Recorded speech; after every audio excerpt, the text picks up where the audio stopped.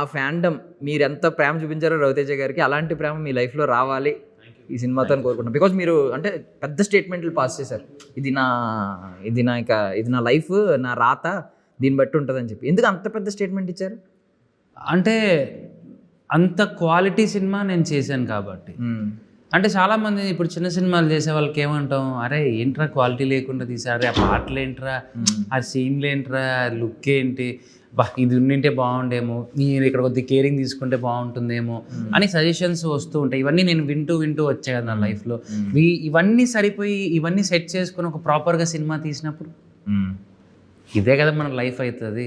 So అందుకు చాలా కష్టపడి చేసిన సినిమా, చాలా ఇష్టపడి చేసిన సినిమా సుమతి శతకం.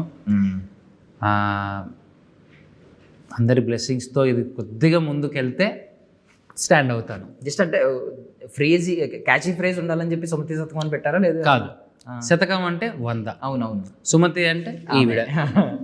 నా జీవితంలో 99 మంది అమ్మాయిలు వెళ్ళిపోయిన తర్వాత ఒక్క అమ్మాయి దొరుకుతుంది, ఆ అమ్మాయే సుమతి. అందుకే సుమతి శతకం. నైస్ అనుకున్నాను నేను, అంటే బికాజ్ అక్కడే ఉంది కదా క్లియర్లీ.